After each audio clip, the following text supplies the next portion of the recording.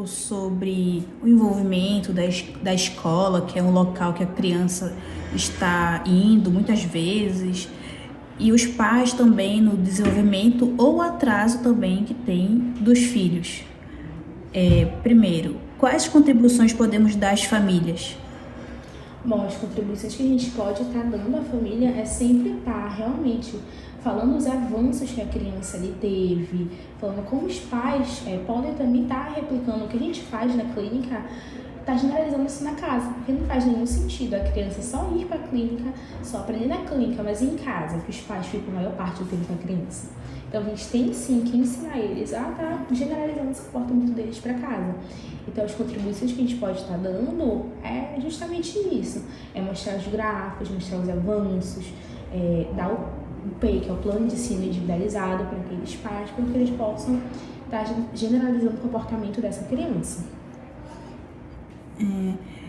Nós também sabemos que a criança ela gosta de estar repetindo e fazendo comportamentos que os pais fazem ou até mesmo questões da criança fazer e os pais não dão muita atenção que ela faz. Cite pontos negativos no comportamento dos pais que desfavorecem o desenvolvimento dos filhos e das crianças. Então, o ponto negativo dos pais seria aquilo de esperar o tempo da criança. A gente escuta muitas vezes até alguns médicos.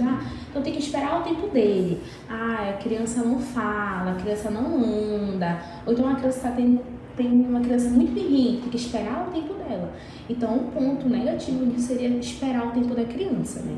Então, a gente que tem que se a gente estudar, se a gente pesquisar mesmo, a gente vê que tem coisas que já não é o tempo da criança. A gente precisa buscar alguém especializado nisso mesmo, né?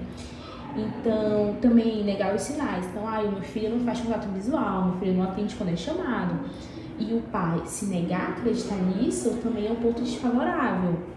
Não falo nem negativo, mas sim desfavorável aos pais e ao desenvolvimento da criança. Bem como também a falta de informações, né?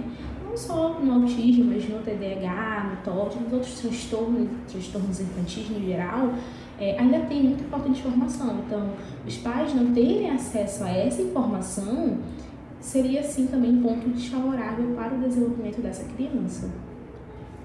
Certo. Agora, a última pergunta. Como incluir crianças com deficiência na escola? É uma pergunta muito boa. Isso é uma pergunta que todo mundo se faz até hoje, na verdade.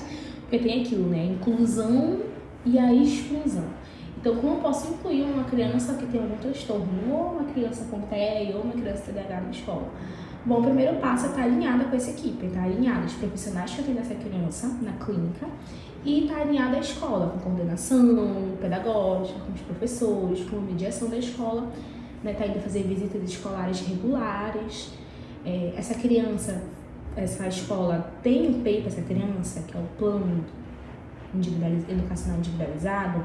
Ela tem um PEI, é adaptada a essa atividade para essa criança, porque não adianta a criança ir para a escola e quando a criança emite um comportamento disruptivo, né, um choro, um grito, imediatamente a professora retira aquela criança de sala. Então, o que a criança está aprendendo com isso?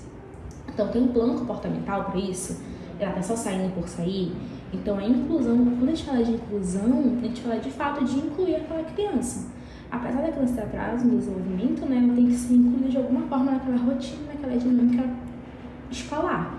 Então, ela tem que ter um PEI, ela tem que ter um plano comportamental, essa professora tem que estar alinhada com os profissionais que atendem essa criança fora da escola, né? Tem que ser atividades que também incluem essa criança, não pode ser uma atividade muito difícil.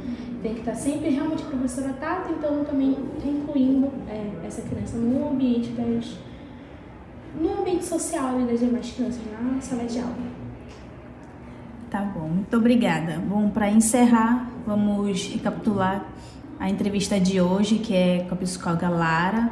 Ela trabalha no CRETA, que é um dos locais também que atendem criança autista, atípicas e com vários benefícios de atividades para as crianças no seu desenvolvimento.